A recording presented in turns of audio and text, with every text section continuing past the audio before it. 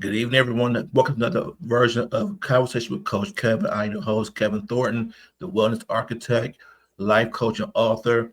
And our show is a conversation with people doing amazing things in the world that mainstream media usually do not showcase.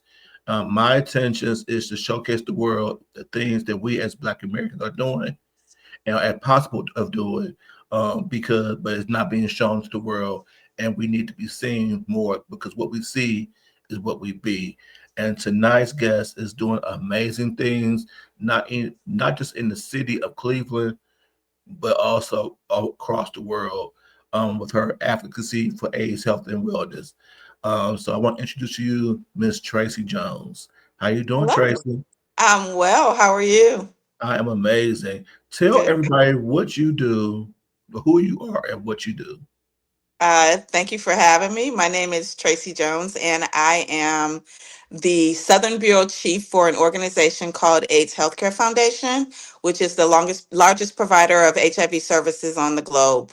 We are in 46 countries and 17 cities providing services to people infected and affected by HIV and AIDS. So, for my audience, I want to first dive into your journey into that because me knowing you personally, I know you went to Kent State for HR, and I then from did. and so what made you leave HR to then go into that?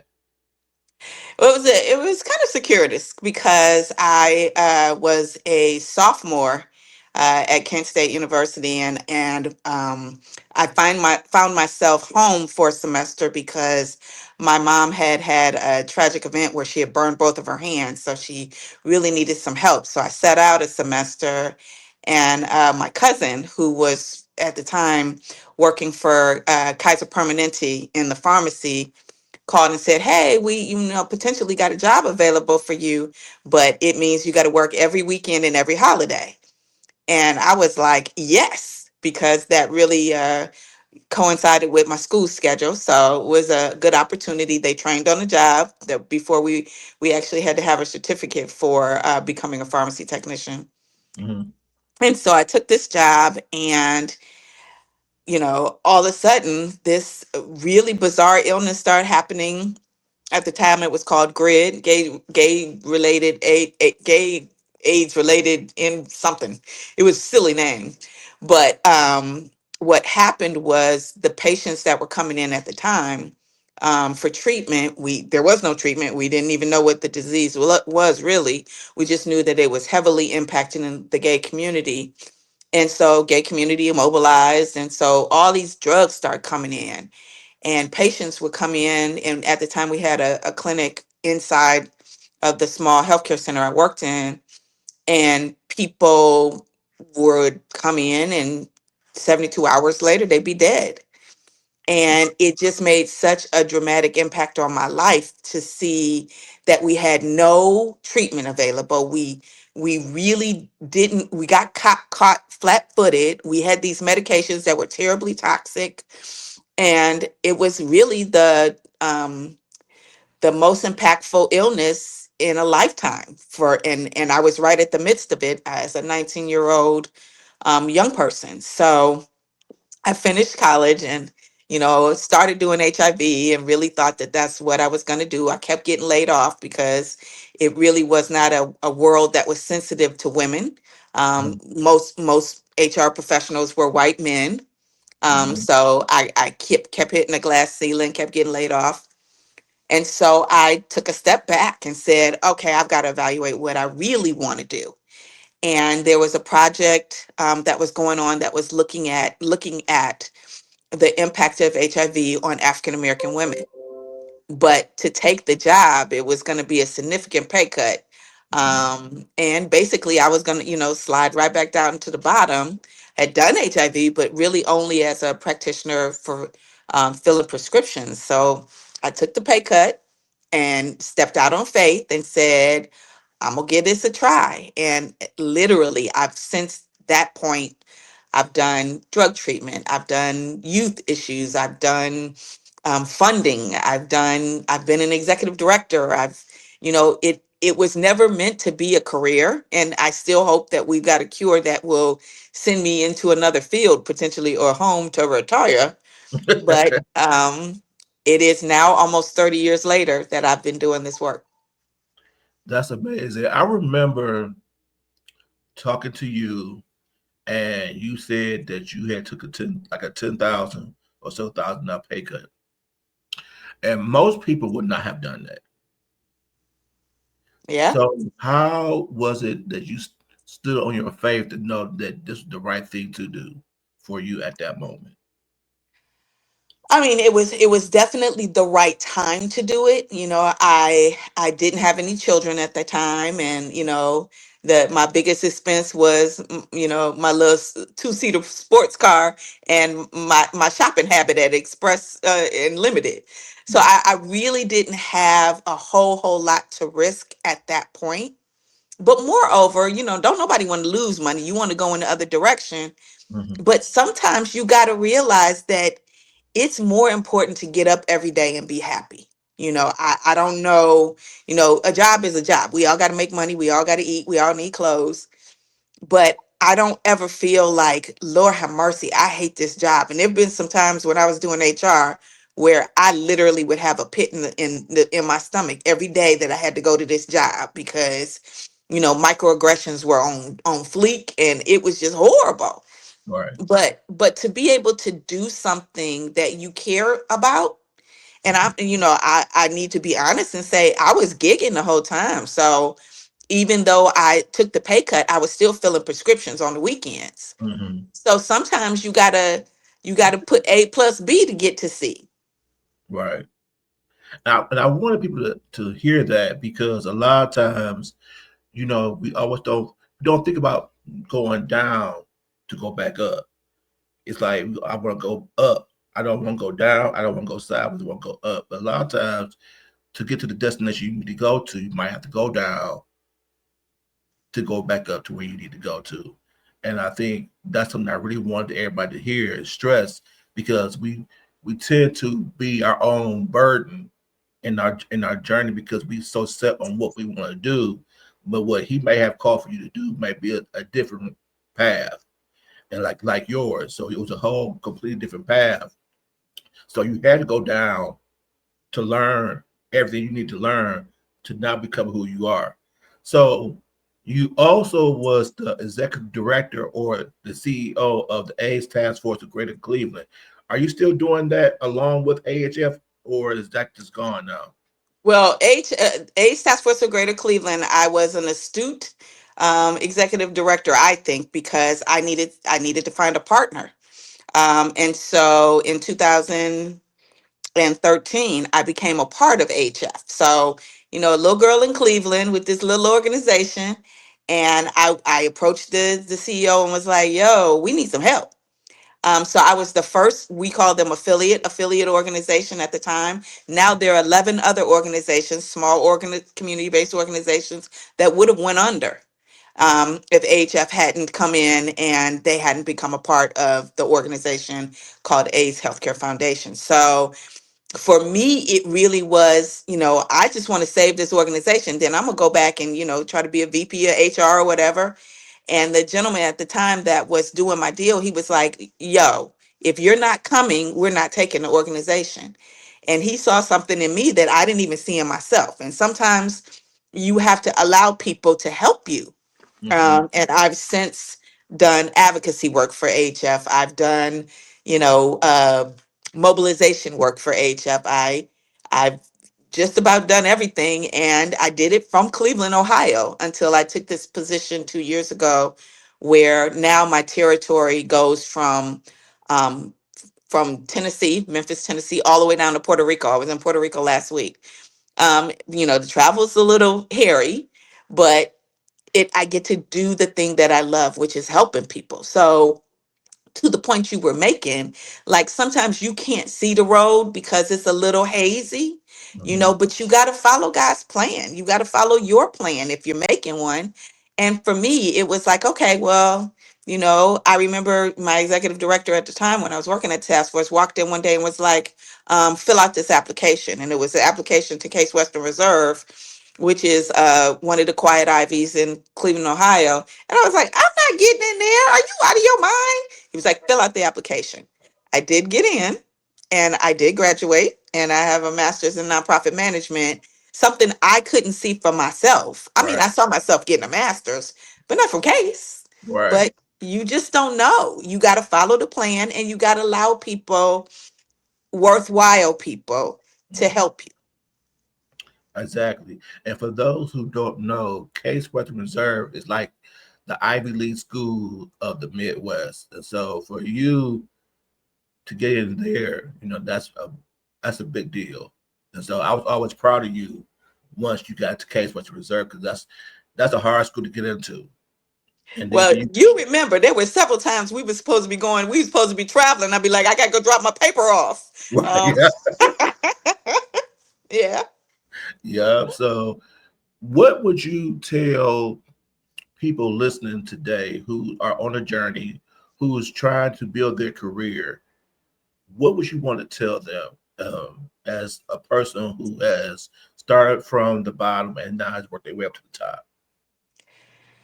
Um, the first thing I always say to young people is, if the only thing you trying to do is get somewhere, and you got a dollar amount set in your head, and that's what you shooting for, and you quit a job and pick up a job and quit a job and pick up a job, and because you in a hurry and you on a paper chase, there's so much more to a career.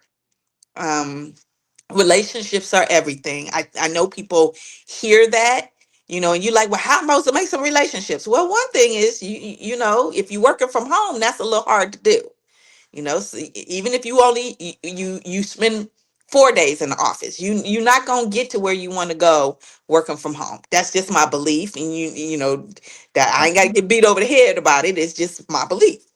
I can tell you how I did it. I was always willing to try new things. You gotta, you mentioned going sideways. I've done a lot of sideways jobs, and sometimes, I tried not to really go backwards after a certain point, Mm-hmm. but I definitely did some sideways jobs. Oh, Tracy, you want to pick up this project? We need somebody to help us out with X. Or I would hear somebody was working on a project, and I would, try to get involved in that. The other thing I would say is always be humble.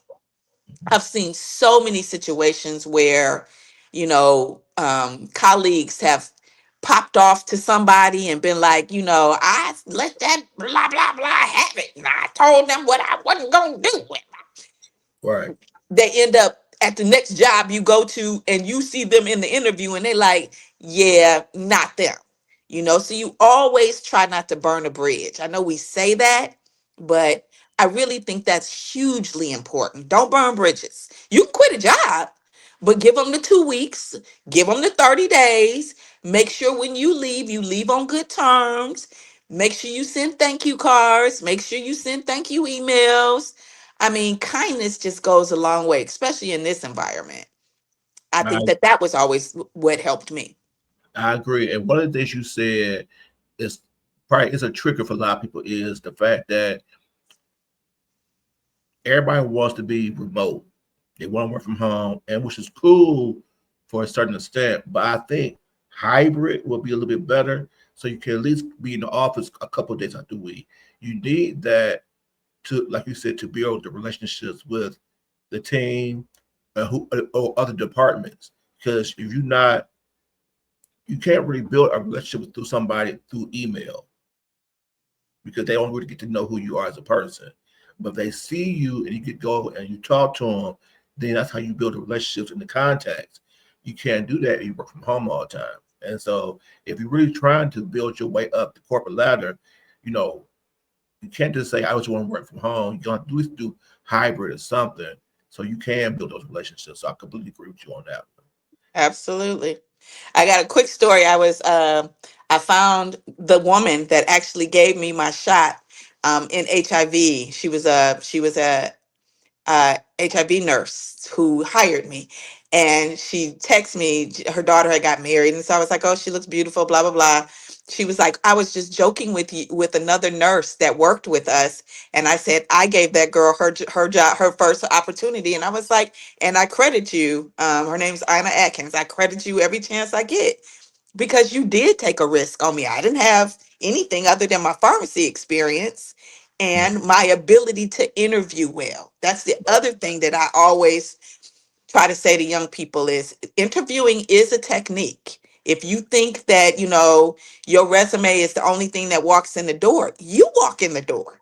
Right. So sometimes if what you don't necessarily always have on your resume, you should have in your ability to answer questions, in your ability to say I'm a go-getter, in your ability to have some energy, come in dressed appropriately, make Right. sure that your hair, I wear natural hair, but I put it up for an interview because a bun is a bun, it don't matter what it look like, right? Hmm. But make sure that your nails ain't 14 inches long. Make sure your eyelashes ain't 14 inches long. I ain't a girl that don't like to get my nails done. I ain't got a problem with a lash, but you got to get in the door first. And I think sometimes we don't pay enough attention to if it's a thing that you want, you trying to get with somebody, you gonna send your representative. You ain't sending who you really are the first night you meet them. You need to send your representative to that interview. So you said something that I want to go a little bit deeper in because that's something I've been focusing on a lot lately with clients, especially my male clients. Um, you are truly unapologetically who you are. You know, what you see in Tracy Jones at work is what you're going to see Tracy Jones at home, right? The hair, whether it was the shortcut in the beginning, now it's the dreadlocks, you always been you. Um, what made you so confident in who Tracy is that you felt there was no need for you to code switch um, while you at work? Um, I always realized that there's only so much you can camouflage. I'm never, I remember when I first started working, my first corporate job in HR, I was living in DC. And Mm-hmm. so, in DC, my hair was blonde. I got blonde streaks. It was the Ally McBeal phase. Y'all know who that is. Look her up. It was Ally McBeal phase. All my skirts was short. I got multicolored suits on. And it was a culture shock to come back to Cleveland Mm-hmm. where that was not acceptable. And Right. people are like side eyeing me, like white people is like, what in the world did we hire? But what I knew was that my skill was what you hired. The package that it's in, you can like or not like, but I'm clean. I am representative of everybody else in the building. I'm here to do my job. I'm only gonna compromise me so far because the bottom line is I'm still gonna show up one day, and when you get a real load of me, it's gonna be like, oh, what we are. So I've always tried to be as much of myself as I could so that it would be something that I would want to be a part of too. Because you interviewing the organization too. If Right. this ain't a good fit for me because y'all don't do natural hair or y'all don't do, everybody coming in pantyhose, I ain't doing that. I ain't gonna even fake the funk. Once you tell me you gotta wear pantyhose, peace out. I'm out. Everybody got deal breakers, right? Right. So I don't know that you have to go so far as to compromise who you are. I think you have to be representative of the place that you're choosing to be a part of, but it's still got to be you still got to be you. You bought my talent. You can't buy my soul, right? Mm-hmm. So there's got to be a line on that, I think. I like what you said that because I think a lot of times we get so caught up in you know, having to appease them. But the one thing you said was, I think a lot of times we don't do is we don't interview them. They interview us, but we don't interview them because at the end of the day, it's a mutual relationship. They want to hire us, they want to pay us, but yeah, I want to work for you as well. So if what you stand for, what you're about, is not in alignment with me, I shouldn't take you because it's gonna be out of balance. And so when you say, okay, are you gonna take natural hair? Do I gotta wear pantyhose every day? Those are sticklers for you. And if it was in alignment for you, we can make it work. But if it's not gonna be in alignment for you, you're not gonna just take it because it's gonna pay you. Because you may people may or may not, but it might be a part-time thing, get that experience, but I gotta go somewhere else because it's not for me. But it's like, okay, I know I'm not gonna be able to last too long because it's not in true alignment with who I am, and I'm not gonna be happy. And I want to be happy with where I work at. And I think people don't really take heed to what you just said because everybody, like you said, is trying to get that come up. They want that dollar, but then it's always something come with that dollar. Comes with a price. It Comes with comes a with price. price. And And I think to your point, like the thing that I really want to convey is the price that you pay don't necessarily always show up readily, like, and not to go too far down the rabbit hole, but if in fact every day you go in, you feel like you got heartburn, or you feel like you got a headache, that translates later into some medical problems that they start when you're in your 20s, 30s, 40s. Like you every day you got a headache, or you got migraines, or your hair falling out, or whatever. That stuff translates later when you 40, 50, and you like, why I got cancer, why I got, why my hair, why I'm bald. That is a result sometimes, in my yeah, opinion. I'm not a medical doctor, but in my opinion, to how you treat your body in them earlier years. absolutely. And one of the things too is why it's so important to interview the company as well is they are being a representative of them as well. They're going to present the best aspects of who they are. So it's up to you to ask the important questions for you, because then if you just go by the representative, you get in there and then you see it's a toxic environment. Well, you probably would have known that if you would ask the proper questions. That's important to you.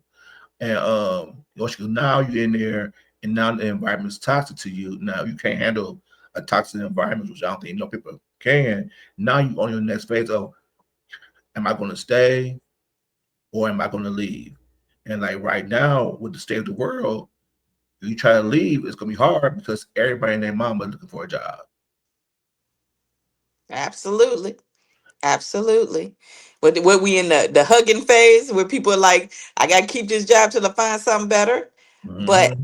I think that your willingness to have to take something that might be worse. And I think that that's where you really have to evaluate, is this good enough for now? And how do I mitigate, some of the challenges that I got? Because everybody got challenges at work, Mm-hmm. but you have to mitigate those and figure out how to say, is this a deal breaker for me? Is this something that I'm willing to give up my gig over? Is this something I'm willing to risk my job over? You want to go kick it, but you already on low PTO, and this is gonna put your job at risk. Well, maybe you got to make that decision about whether or not this is the time you need to go and do that.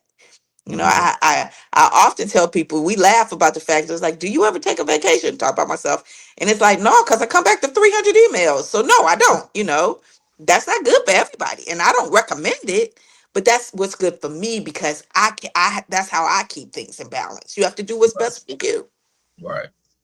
One of the things I also respect for you is I think you learn in grad school with management. Either you're gonna be a good manager or you're gonna be an effective leader, right? To me, I see you good at balancing both. I think you're a great manager, but I also feel that you are a extraordinary leader. Thank And you. and the reason why that's because the people, and meeting the people at the AIDS task force, know some of the ones from AHF, they love you and they would do anything in the world for you. And that's what a leader does. They make it to where people will do anything in the world for them because of who they are as a person and what they do as a leader. What What is it about you that has made you this effective leader to where everybody's willing to do anything for you? That's a really good question, Kevin. I mean, I think for me, you know, lots of leaders and even leaders that I'm very close to, like I don't have an executive assistant. I mean, I do, but she probably thinks I'm crazy because she don't have to do much for me because I do for myself. There's some leaders that you really depend on people to set their schedule and people to make their flight arrangements and bring them lunch and ridiculousness in my mind. I'm not that girl. I make my own, I do my own stuff. And I'm gonna do yours too if you hungry, but I think one of the most effective ways to garner appreciation from your team is to be willing to do their jobs. If Hmm. you're not willing to do your team's job, if I walk in a building, it doesn't matter what building I'm in. I walk in, I got like 60 clinics at this point. If I walk in and there's nobody at the front desk, I sit down at the front desk and answer the phone till somebody come along. Not because I feel like, I don't go hunting for the receptionist. Maybe they had to pay. Sit down and answer the phone if it's ringing. I Right. think good leaders are willing to walk in the shoes of Another. their staff. And if you can do that, then you can have an appreciation of what it takes to do their job. So Hmm. when they come to you and they say something is jacked up, you listen. When they come to you and say, I really need a break, you listen. When they say, I need 50 cents more because my life requires me to have 50 cents more because I got to get my baby in daycare, I listen. Hmm. So I think good leaders are good employees.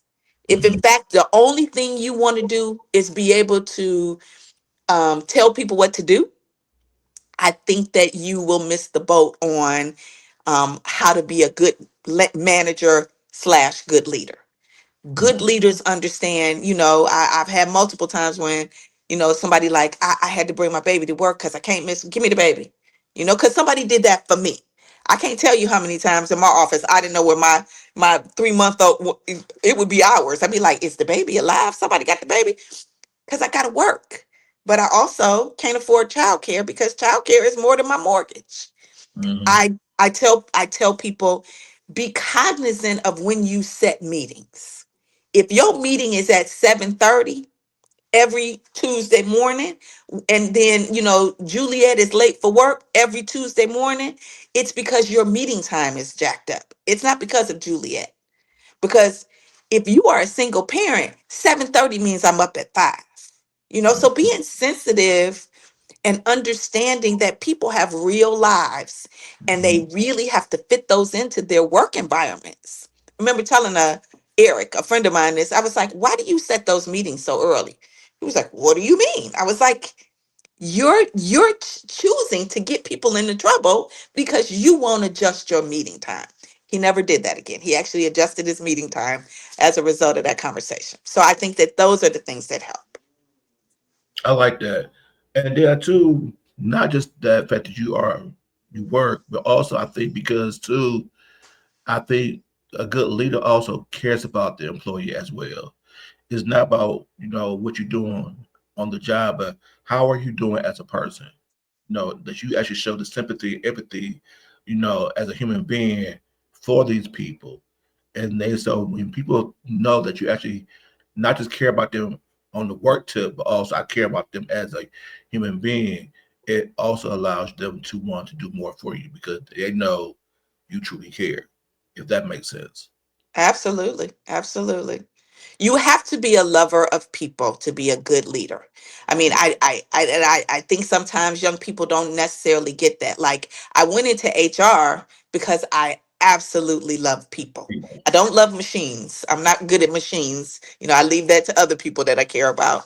But I love people. And I think that that is, if that's really not your thing, then you really should not hang yourself onto other employees because you're not going to be good at it. But yeah, Absolutely.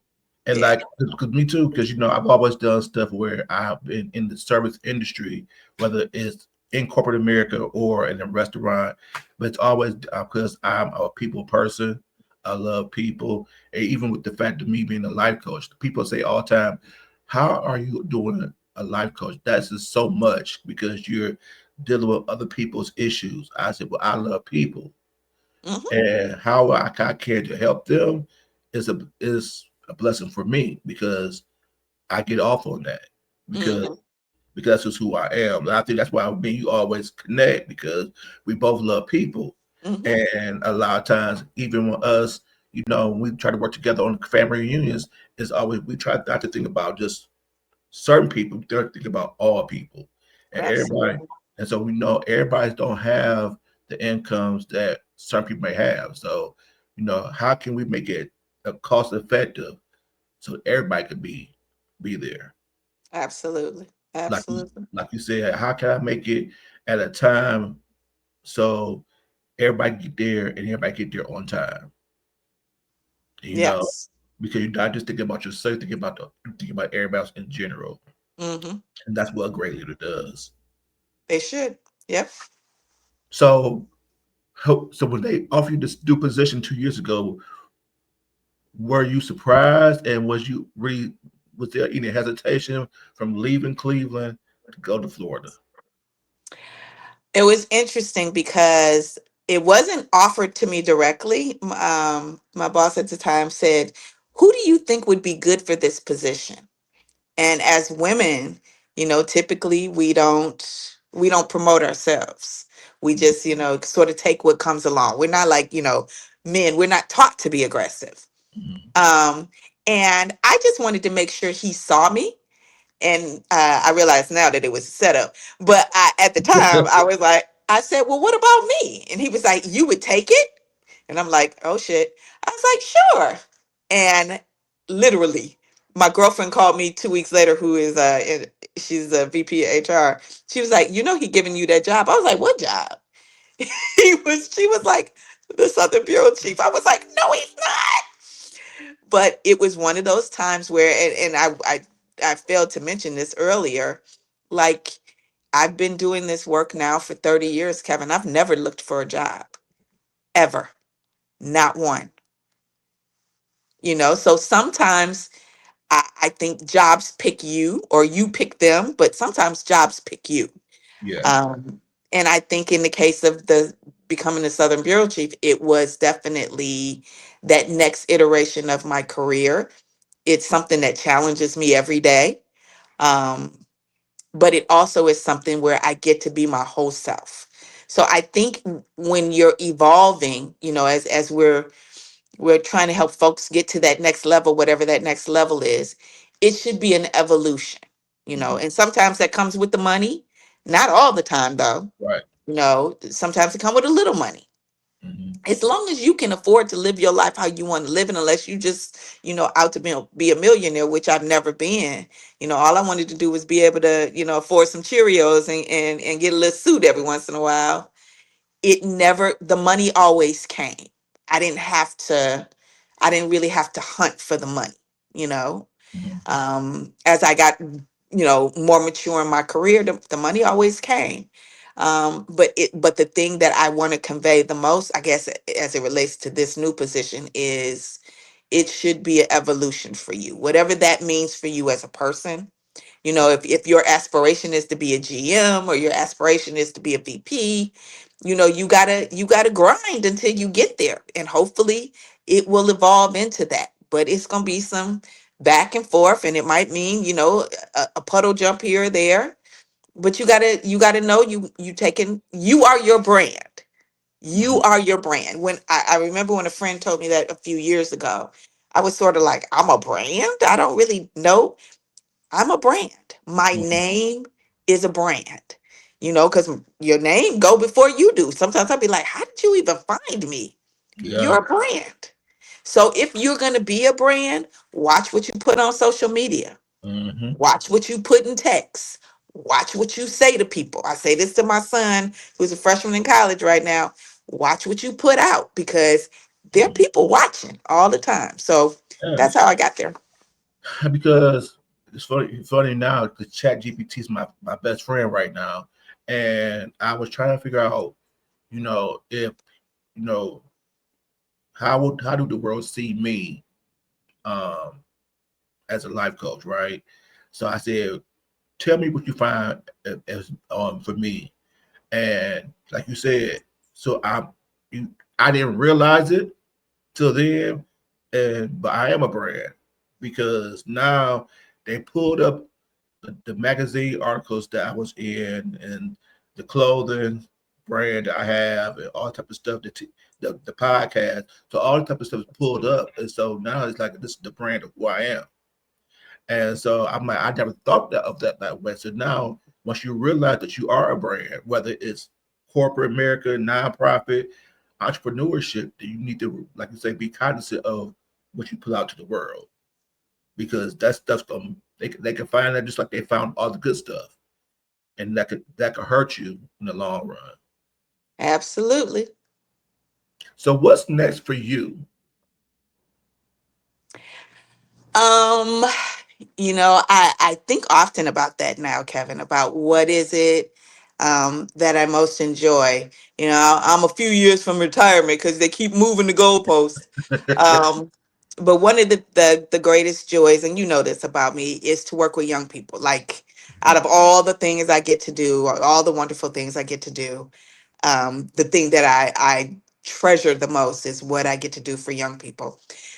So I'm hoping at some point, and this is going to sound crazy, but I want to become a substitute teacher when I retire. Shut up, shut up. It's so funny you said that, and that might be God trying to speak to me because I really want to. I'm at the part of elevating the brand, but I have this job, and the job is more at nighttime, so it prevents me from doing the things I need to do. And my friends said, "Be a substitute teacher. Be a substitute teacher." He said, "You're good enough to where you could be a long-term sub, so you can go every day, 5 days a week, have the weekends off to yourself, and you'll be good because you like people, you like kids, and you will be good for them. And we need a black man to do so." And so for you to say that, I'm gonna take that in for myself as well, because nobody knew that till now. That everybody's been asking me. All my friends that's in education was like, okay, you need to really consider that. So then you could have the time you need in the evenings to build your brand, higher than what you really want it to be. And so, maybe you saying that because I do respect what you say. It's like, okay, maybe I need to really reconsider that and look into that because now that might be the way I get to take off to a higher level to do God's work. So There you go. I mean, for me, it really is like, I mean, my girlfriend actually is pushing me to get a teaching certificate. I don't know that I'm ready to do all of that yet, especially right, I'm too busy now. But I know, when I do slow down, that next thing it'll be something involving youth. It will be. Yep. that is cool. So before I let you go, I know the AHF have the big thing in 2 weeks in Atlanta. Can you tell everybody what it is and what's it about? Absolutely. So, the thing I always say out loud, AIDS is not over, and the effects on African American communities are still tremendous. And especially in light of everything that's going on with our healthcare, it's something that we really want to continue to raise awareness around the fact that AIDS is not over. So, in honor of the issue, we do two walks in a World AIDS Day event each year. So, we do one AIDS walk in Florida, we do one in Atlanta, which is coming up in 2 weeks, and it's actually the Atlanta AIDS Walk. Which takes place at Piedmont Park, and we always it's a 5K walk or 2.5K walk, something like that, and you can run too. But after the walk, we always do a concert for the community. It's free and open, and we have two amazing artists: CeeLo, who's from the area Mm-hmm. and in Atlanta, and also Trombone Shorty, who is fabulous, a fabulous trombonist that is going to rock the park after the walk. So we're hoping that everybody in Atlanta comes out and joins us. Again, free and open to the community. Lots of information, and it's a party atmosphere, but it's a party with a purpose. I love it. I said I had one question. That was my last one, but some hit me. Prep. Hmm. So I see a lot about it on TV, and I now is that something that's supposed to be used strictly for people who have HIV, or who are of the community, or prep is used for anybody? Because I know there's a lot of straight people who are using prep as well. Is that supposed to be like that? So PrEP stands for pre-exposure prophylaxis, which means it's before you are in a situation that you are HIV positive. So it's Okay. for people who are negative, and PrEP is taken in it, in the event that you are with a partner who is positive. So it's zero discordant company couple to make sure that the person does not become positive, or if you just living your life out here like it's golden and you want to make sure that you can protect yourself. So, PrEP is available at our AHF pharmacies. You can go in, but it is something that you have to, like birth control, you have to monitor your levels to make sure that you are taking it properly and that it's not affecting any of your other organs, and that you have enough of the drug in your system to make sure that you don't become positive, what we call seroconvert. So it's for negative people only. Okay. Well, thank you so much. Don't go nowhere. Thank you so much for being on my show. For Absolutely. those of you who want to be coached by me, please inbox me, leave a comment on below, and I'll greatly get in touch with you. But once again, thank you for Tracy for all her wisdom, her glory. I truly appreciate you. And until next week, we say goodbye. All righty. Thank you.